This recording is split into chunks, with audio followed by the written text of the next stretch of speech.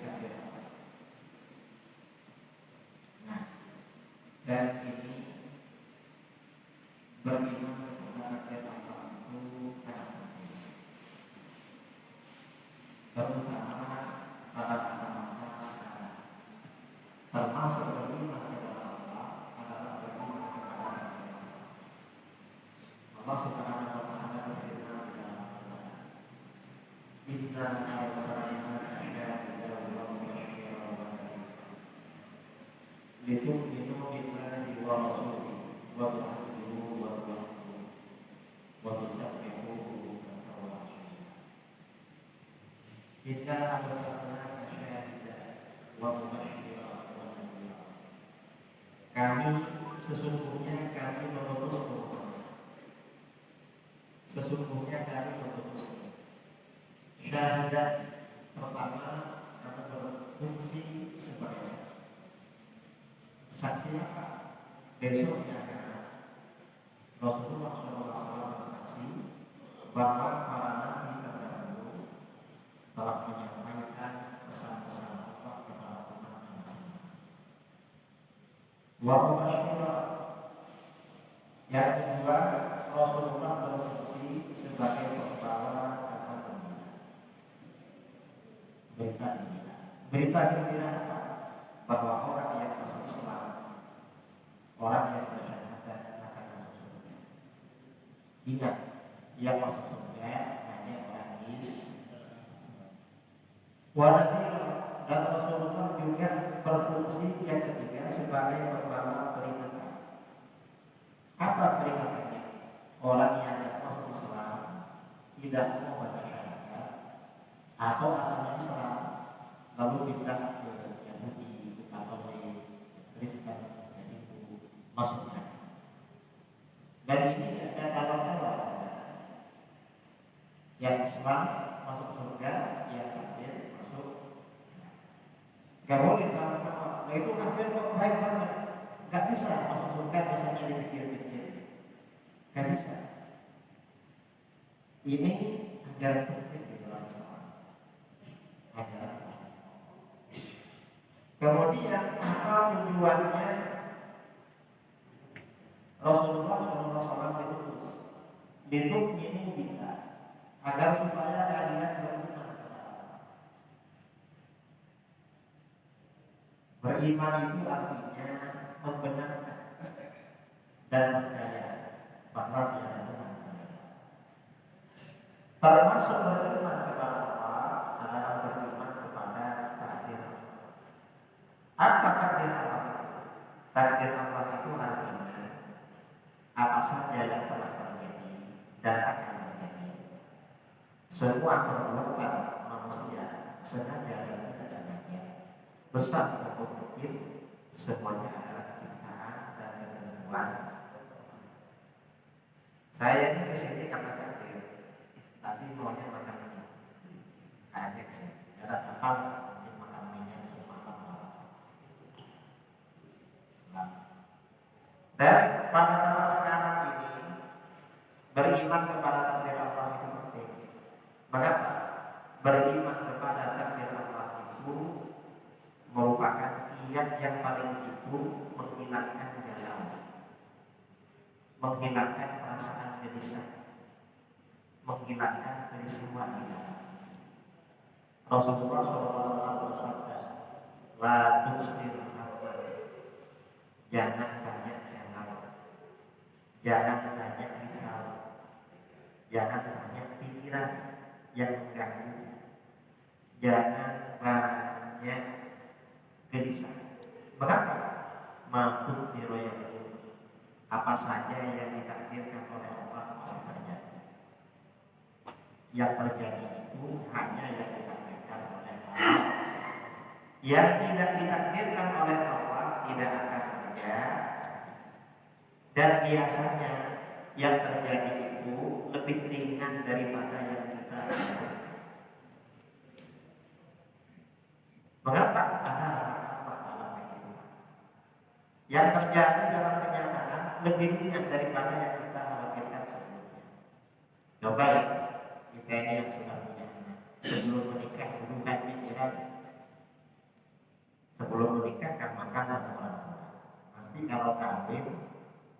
untuk makan sendiri, makannya istri, makannya anak. Gimana? Kan ada anaknya. Ternyata setelah punya istri, punya anak biasa-biasa aja. Artinya apa? Yang terjadi itu malah lebih ringan daripada yang dilakukan. Yang terjadi seperti itu. Nah, beriman kepada takdir Allah, terutama masa-masa sekarang seperti itu. Mengapa? Masa-masa sekarang ini, masa-masa pandeminya yang mungkin sudah pergi entah kemana, tapi efeknya masih ada. Efeknya paling enggak efeknya itu efek ekonomi kalau di Jakarta. Efek apa? Pendapatan itu berkurang. Kalau lihat warung-warung kopi itu kayaknya enggak.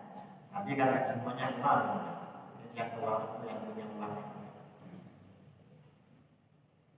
Nah, beriman kepada takdir itu penting. Orang yang beriman kepada takdir Allah tidak akan risau, tidak akan galau. Dan orang yang iman yang kuat kepada takdir Allah, maka bagaimana? Dia tidak akan bertindak melakukan perbuatan-perbuatan yang melanggar agama atau tercela dalam kegiatan. Biasanya orang-orang yang tindakannya tidak baik itu karena imannya tidak kuat, imannya lagi drop, imannya lagi lemah. Kalau imannya kuat, orang itu menunggu datangnya kemudahan. Nah, terapi umat Islam sekarang ini yang perlu disematkan itu beriman kepada, termasuk beriman kepada takdir. Itu terapi. Agar tidak mudah gelisah, tidak mudah galau. Kira-kira hari raya apa? 10 hari kemarin Idul Fitri. Saya kedatangan tamu di rumah. Malam menjelang maghrib ada tamu di rumah. Yang 2 orang sudah sering dengan tanda.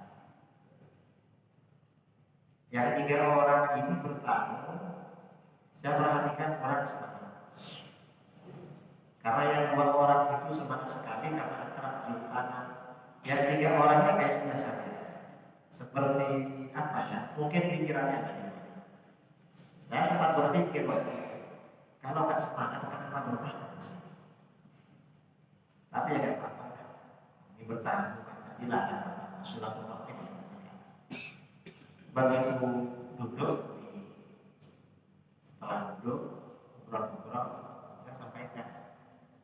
Sekarang ini waktunya memperkuat keimanan kepada Allah, termasuk iman kepada takdir Allah. Karena masa-masa sekarang ini sebagian masyarakat masih menghadapi masa kesulitan. Kemarin tanggal 24 mau PPKM, tapi ternyata karena Omikron masih di mana kan? Masih di Malaysia. Jadi belum nyebrang. Dan sekarang katanya sudah nyebrang. Sudah nyebrang sampai di mana?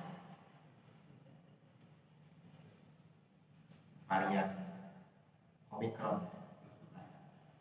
Katanya nanti PPKM bulan April bulan Idul Fitri. Karena COVID jadi ini bukan lagi Islam. COVID-nya bukan tapi takdir. Karena yang diganggu yang Islam yang bukan Islam bebas karena berkawan dengan COVID. Kira-kira. Nah, masa-masa seperti ini, masa-masa menghadapi kesulitan, keimanan itu sangat diperlukan. Nah, termasuk terapi agar iman semakin kuat memperbanyak ibadah kepada Allah. Di dalam Al-Quran, Allah Subhanahu wa Ta'ala berfirman, "Wa ma khalaqtul jinna wal insa illa liya'budun." Aku tidak menciptakan jin dan manusia kecuali agar supaya mereka beribadah kepada. Kita ini diciptakan bukan untuk makan, bukan untuk kerja, bukan untuk mengumpulkan uang sebanyak-banyaknya, tapi kita diciptakan untuk beribadah kepada Allah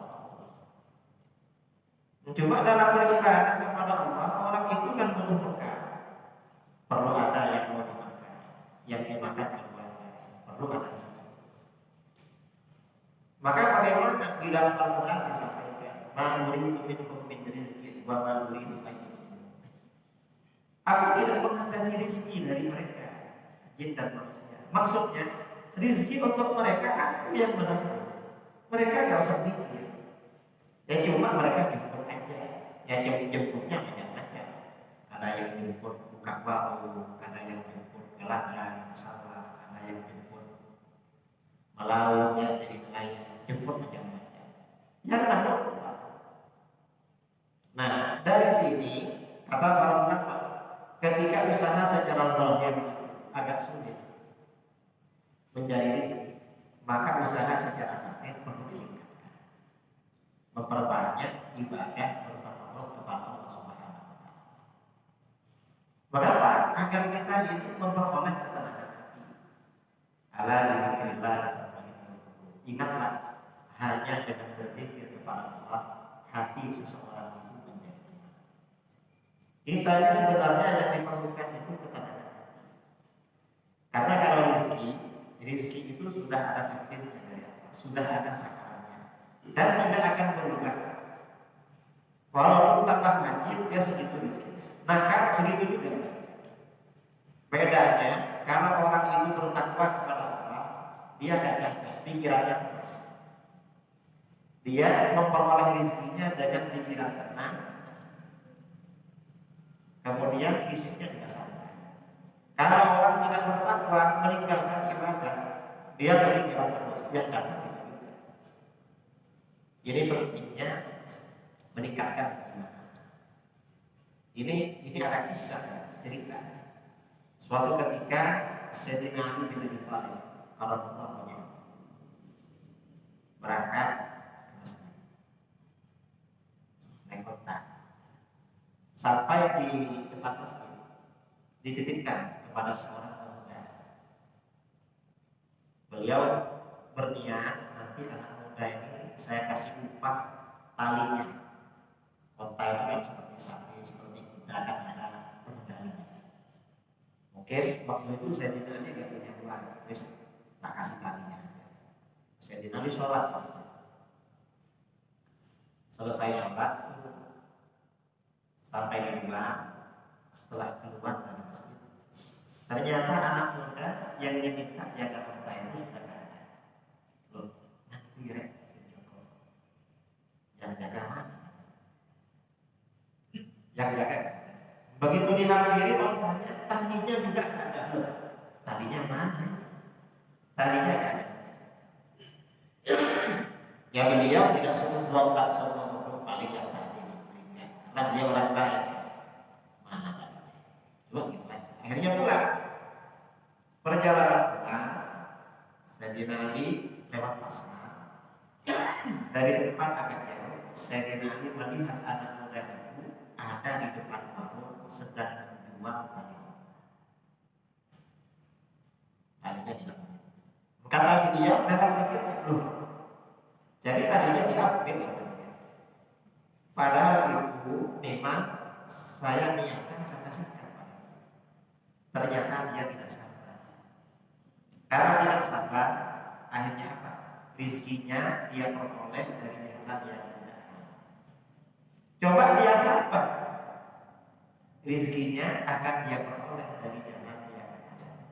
Nah, ini artinya apa? Artinya antara halal dan haram itu batasnya tipis. Apa itu sabar? Dan kesabaran ini butuh modal. Apa modalnya? Kekuatan iman kepada Allah. Kalau orang itu imannya gak kuat, berburuk sangka kepada Allah. Saya ini kalau mencuri ketika semua, wes tak dalam hati. Berburuk sangka. Tapi kalau orang yang beriman, sekarang belum datang. Oh, sekarang ini kan dikasih oleh Allah, berarti akan diberi yang lebih baik dalam waktu yang lebih tepat. Kan mestinya begitu. Yang diharapkan sekarang, oh ternyata tidak. Oh berarti oleh Allah itu akan diberi yang lebih indah daripada yang kita harapkan dalam momen, dalam waktu yang lebih tepat. Mestinya. Nah, ini pentingnya beriman kepada takdir.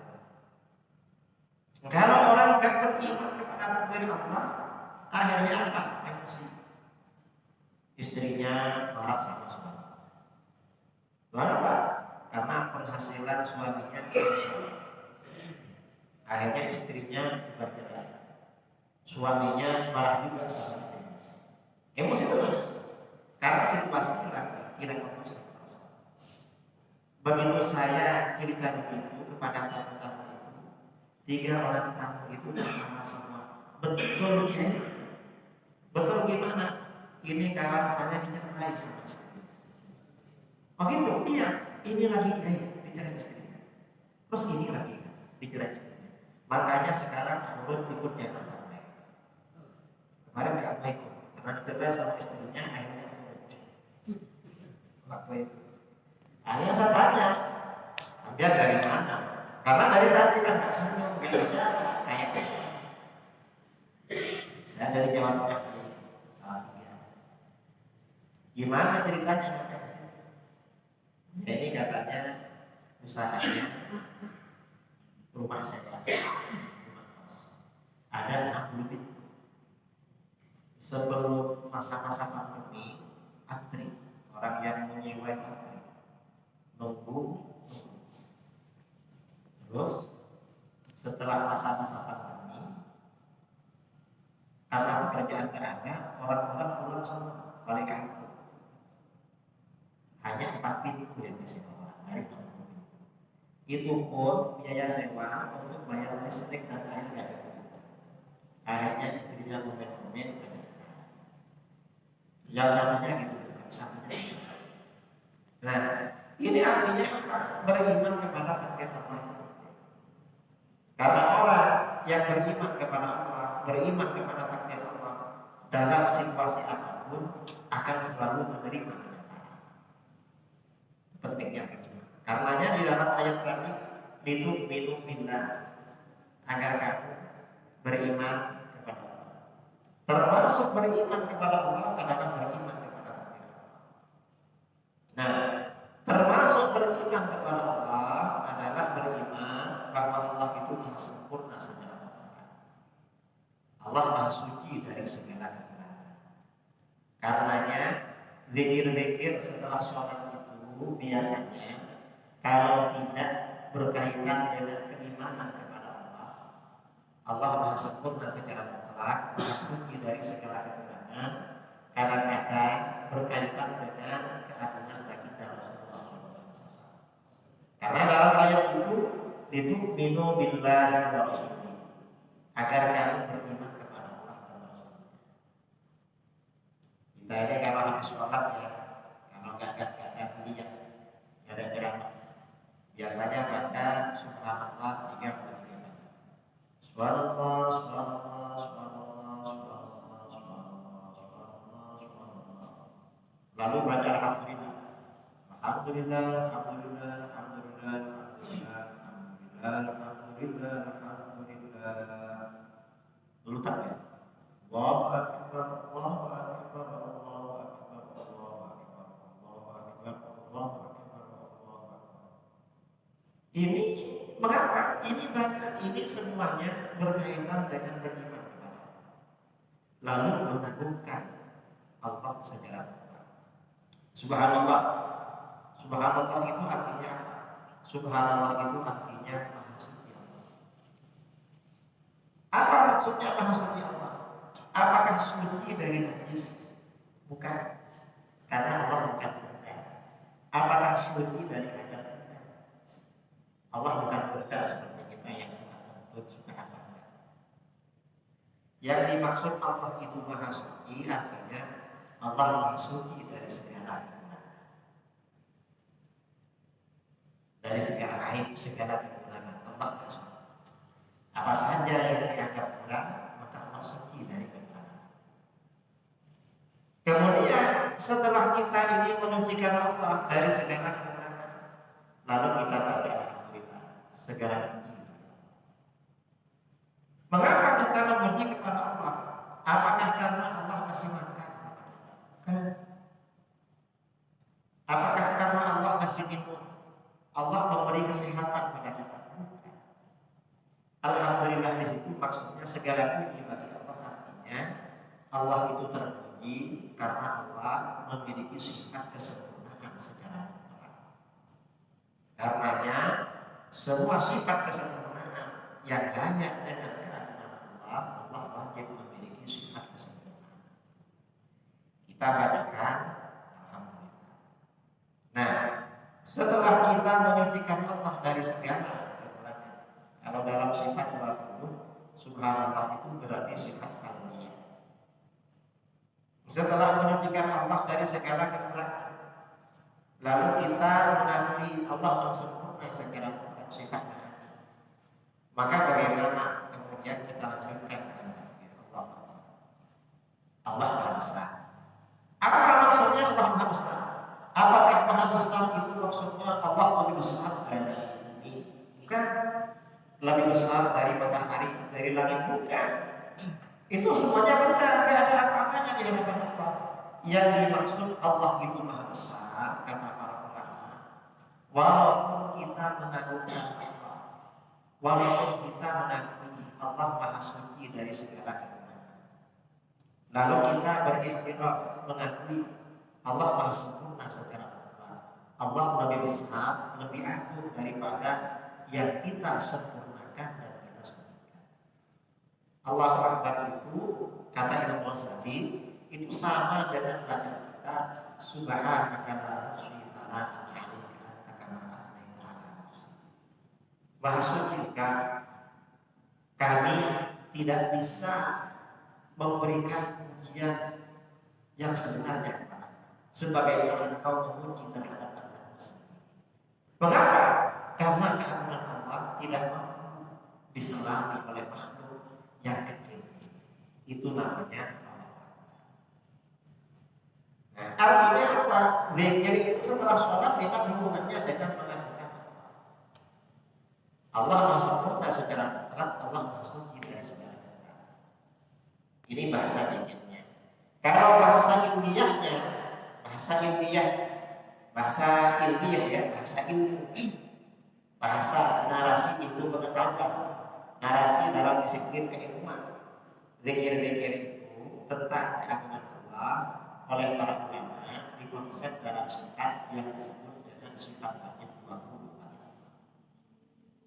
Sifat wajib 20 bagi Allah itu ya menguraikan makna la ilaha illallah. Kemudian juga menguraikan makna subhanallah, alhamdulillah, menguraikan makna itu sifat wajib. Pengetahuan tentang sifat wajib 20 ini sangat penting, terutama pada masa-masa sekarang. Untuk menghadapi apa? Menghadapi fitnah-fitnah akidah yang semakin merajalela. Apakah akidah Kristen, akidahnya orang-orang komunis? Akidah itu maksudnya kepercayaan. Komunis yang gak percaya sama Tuhan, atau akidahnya orang Kristen ini percaya pada Tuhan, cuma Tuhannya banyak, bukan 1, 3. Atau akidah orang-orang di luar Ahlus Sunnah wal Jamaah yang sekarang ini penyebarannya luar biasa. Karena sekarang ini dunia informasi dahsyat sekali. Dulu ketika saya masih kecil, saya gak berpikir akan ada HP Android kita ceramah di sini sebelum dunia memonitor. Gak berpikir ke sana. Dulu waktu kecil itu hanya heran polisi itu punya telepon apa? Polisi itu, HT ya. Kata anak-anak telepon angin. Tak lewat angin. Lewat itu lihat itu ya sudah. Lama-lama setelah itu orang-orang di kampung-kampung punya. Biasanya pakai antena dan mungkin radiusnya hanya beberapa meter. Kerjanya tiap malam ngobrol dengan tetangga desa sebelah sambil ngobrol. Padahal gak ada perlunya, cuma karena punya mainan aja. Dan lama-lama ada handphone. Dulu handphone itu asalnya kecil dulu, besar-besar.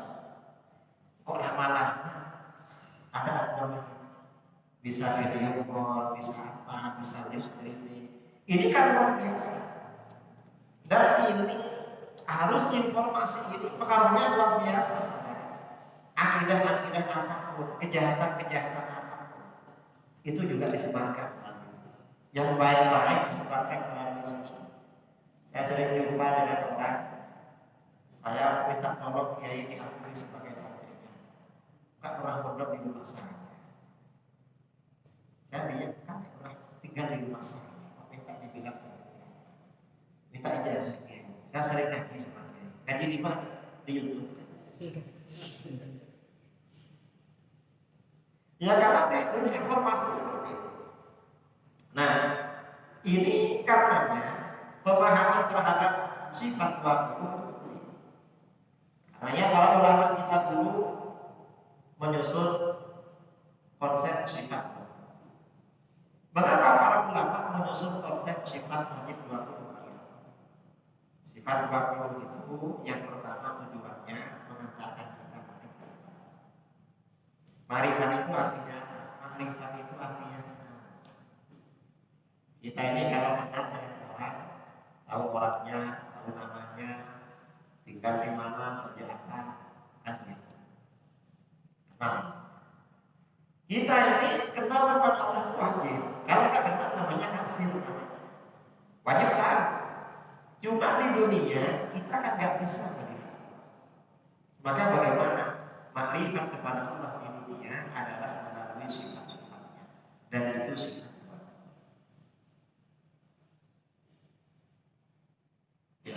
Yang kedua, mengapa sifat 20? Tujuan yang kedua, sifat 20 ini juga menjawab atau merespon akidah-akidah di luar Islam atau akidah-akidah di luar Ahlussunnah wal Jamaah yang menyimpang. Itu responnya pakai sifat wajib 20. Itu lengkap sama sifat 20. Yang ketiga, mengapa 20? Sering orang bertanya, ya kenapa sifat wajib bagi Allah? Dulu ketika di pondok, di Dayak, gak ada kawan-kawan yang bertanya, kenapa sifat wajib Allah? Setelah pulang dari pondok, ada kiai tanya pada saya, Gus, kenapa sifat wajib bagi Allah? Saya tanya sama dia, kiai minta berapa? Bukan minta berapa. Kenapa bukan 15? Kata para ulama, sifat 20 itu batas kemampuan akal manusia dalam akal. Kemampuan lebih dari itu akal kita jangan. Akal kita itu tidak. Yang keempat, sifat 20 ini juga menjawab soal-soal yang mendasar tentang Allah. Kita ini kalau berkenalan dengan orang, pertanyaannya dasar-dasar. Siapa? Dari mana asal? Tinggal di mana sekarang? Kerja apa sekarang? Umur berapa sekarang? Kan? Sifat 20 itu juga begitu. Sehari semalam kita ini beribadah kepada Allah. Dalam rukun apapun di dalam Islam itu ada ibadah. Mau makan, baca. Habis makan, baca. Mau masuk kamar mandi, baca. Keluar kamar mandi, baca. Mau keluar rumah, baca. Mau naik masjid, baca. Turun dari masjid, baca. Mau masuk rumah, baca. Ini kan ibadah terus. Apapun itu ada. Islam itu lengkap. Pertanyaannya, kita ini kan ibadah kepada apakah Allah itu ada? Jawabnya adalah sifat. Allah itu wajib ada. Karenanya kebalikan dari sifat wujud yaitu ada, ya mustahil. Dan sifat wujud ini saudara, dalil adanya Allah perlu ditanamkan kuat-kuat pada kita. Mengapa? Sekarang ini kehilangan informasi yang banyak. Kalau anak-anak kita dalil wujudnya Allah tidak kuat, nanti kuliah di Jakarta atau kuliah di Banda Aceh atau kuliah di Bandung, kuliah di Jogja. Saya ini ceramah di Jogja, ketemu dengan anak saya ikut teror. Saya tanya, kamu dari mana? Saya dari Aceh. Aceh mana? Katanya Tapak Kuat. Mana Tapak Kuat? Tapi dengan saya, karena lihat supaya saya bertanya, loh, ini Acehnya. Pernah pergi sama dia di Jogja. Kapan kesini? Katanya di sini pada malam. Ada selatan. Kalau dari sini berapa jam? 8 jam. 7 sampai 8. Kalau 8 jam itu kan dia 12 jam. saya dia itu berapa? Iya. Dan berangkat menjelang maghrib dari sini sampai sana jam 8 malam. Oh dari dia jam setengah. Jauh banget. Nah ini dalil wujudnya Allah itu penting kita. Mengapa? Kalau anak-anak yang kuat dalil wujudnya Allah, jumpa dengan orang-orang Yahudi, orang-orang komunis, penganut saudara. Nah, ini akidah Ahlussunnah wal Jamaah. Kemudian pertanyaan kedua, jadi wujud itu menolak orang yang tak percaya. Kalau Allah itu wujud, sejak kapan wujudnya? Yang adalah tidak wujudnya Allah tanpa perubahan. Karenanya kebalikan dari sifat tidak yaitu baru mustahil. Karena Allah ini wajib bersifat tidak, maka yang tidak tidak bukan Tuhan. Orang Kristen menyatakan Tuhan adalah Dia, Tuhan Allah. Lalu Tuhan Bunda Maria, lalu Tuhan Yesus. Gak bisa dikatakan karena Bunda Maria dan Nabi Isa, Siti Maria dan Nabi Isa itu ada permulaan, ada tata lahir. Tuhan itu ada tata lahir. Gak bisa dikatakan Tuhan. Termasuk berhala-berhala yang disembah oleh manusia. Gak bisa dikatakan Tuhan. Mereka yang membuat di permulaan. Kok bikin sendiri? Tuhan itu tidak dibikin, tetapi Tuhan itu maha pencipta. Tuhan yang diciptakan. Itu kita. Ya pertanyaan ketiga, Allah yang wujud dan kita sampai kapan wujudnya Allah? Jawabannya adalah Allah mengatakan yang tidak dekat tidak ada. Karenanya Siti Maria Siti Maryam sudah wafat. Nabi Isa nanti menjelang hari kiamat turun lagi dan setelah itu meninggal. Tuhan lagi menang Tuhan. Kemudian ini pertanyaan yang Allah yang wujud kita dan seperti apa? Jawabannya adalah apa? Mukhalafatu lil hawa. Allah itu tidak serupa dengan apapun perkataan. Ini membantah siapa? Mukhalafatul hawadits ini kalau di dalam Islam membantah Muhammad. Kalau di luar Islam membantah Yahudi, membantah Kristen dan semua agama-agama di luar Islam. Wahabi mengapa dibantah? Karena Wahabi ini itu faham mujassimah. Kata Wahabi, Tuhan itu mukhalafatul hawadits tapi tak begitu mukhalafah. Tuhan itu tidak serupa, tapi tidak begitu tidak serupa. Akhirnya gimana? Kata Wahabi, Tuhan itu seperti seorang laki-laki yang masih muda, belum berjenggot, tingginya kira-kira 30 meter, besarnya 3 meter.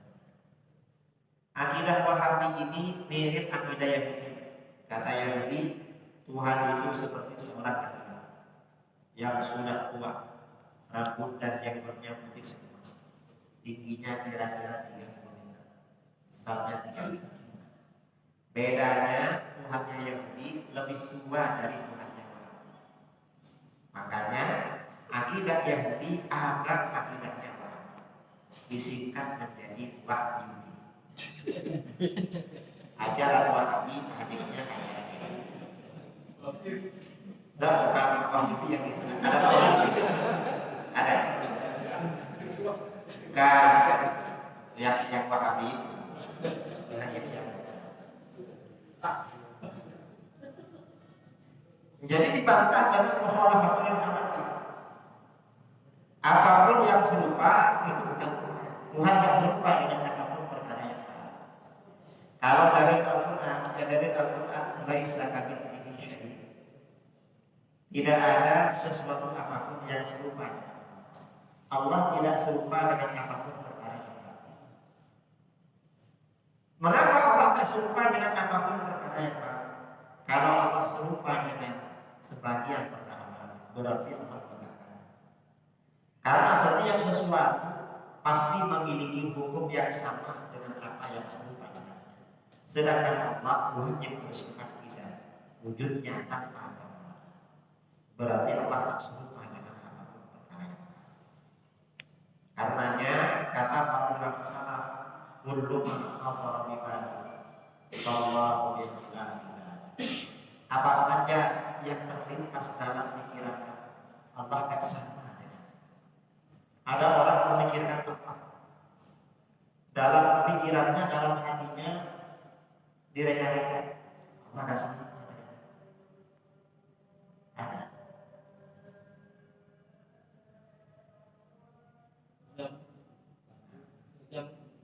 Hah? 3 menit lagi. Jadi Allah akan suka tambah banyak lagi lah. Alatnya akan tambah dikit-dikit kan. Nah ini mie-nya masih dimasak belum. Nanti selesai sholat. Jadi itu mukhalafatul informatif, membantah Yahudi. Kemudian Allah yang wujud kidam mukhalafatul informatif, alamatnya di mana? Jawabannya ia Allah berdiri pada zatnya sendiri. Artinya apa? Allah itu tidak butuh pada Tuhan. Allah tidak butuh pada yang mengatur dan menciptakan. Ini membantah siapa? Membantah Wahabi. Kata Wahabi, Tuhan alamatnya di atas. Ditanya mereka, jauh sekali, gimana kalau kita perlu pada Allah? Kan pesawat ke atas belum ada. Terus kalau ke atas vaksinnya berapa kali? Nah sekarang yang pesawat itu harus divaksin. Kata Wahabi, loh, nggak perlu repot. Tuhan itu setiap pukul 3 pagi turun ke langit pertama. Ngapain itu? Mendengar doa. Makanya pukul 3 pagi. Wahabi ditanya, memangnya kalau tidak turun Tuhan tidak benar? Bingung ya. Mau jawab tidak benar, kalau menjawab benar sebenarnya benar. Takut ditanya lagi, kalau benar apa itu? Lalu dia ditanya lagi, Wahabi katanya Tuhan itu turun pukul 3. Itu pukul 3 itu waktu daerah mana? Karena waktu Indonesia beda-beda, waktu istiwa tambah beda lagi. Kata Wahabi turun pukul 3 sesuai waktu daerah. Loh, berarti turun terus. Ya, kalau turun terus lalu naiknya apa? Ajaran Wahabi ini tidak sesuai dengan akal sehat. Nah, akhirnya yang dibantah dengan kiamat binafsi ini Kristen. Gimana kata Kristen? Tuhan itu bersemayam pada dasar bunda, lalu bersemayam pada Tuhan Yesus. Gak boleh kafir. Gak boleh seperti itu. Tuhan itu bukan benda yang keluar masuk seperti roh. Roh itu kan bersemayam pada badan. Kalau roh ini dicampur otomatis sama. Tuhan bukan seperti itu. Termasuk membantah kepada sebagian sufi, kelompok-kelompok sufi yang sesat. Yang mengatakan Tuhan bersemayam di seorang mukmin. Gak betul itu. Kalau yang dimaksud bersemayam seperti air di dalam gelas itu betul. Kalau bersemayam maksudnya dalam hati seorang mukmin selalu ingat Allah.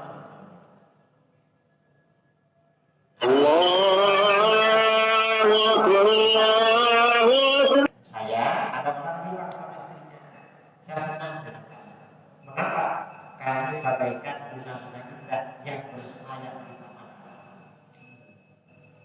enggak kan masalah kandung-kandungnya.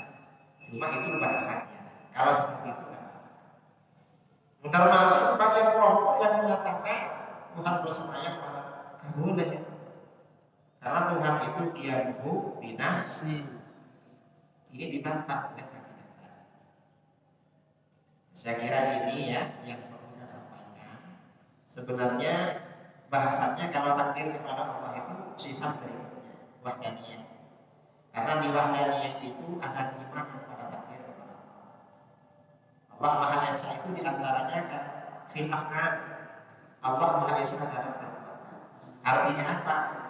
Segala apa yang terjadi, semua perbuatan manusia sengaja dan sengaja adalah ciptaan dan ketentuan. Bahasa lain adalah sampai ke sini. Karenanya sifat suatu itu sempurna sangat sempurna. Guru-guru kita, para guru di daya-daya, di mana-mana diajarkan sifat.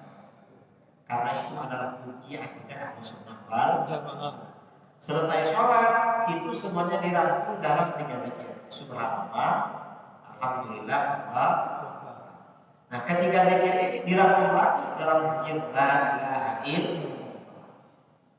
Saya rasa itu karena ini waktu sudah ada dari saya, nggak perlu tanya jawab ya. Kalau tanya nanti cari warung kopi sambil kopi tanya. Kurang lebihnya mohon maaf. Assalamualaikum warahmatullahi wabarakatuh. Waalaikumsalam.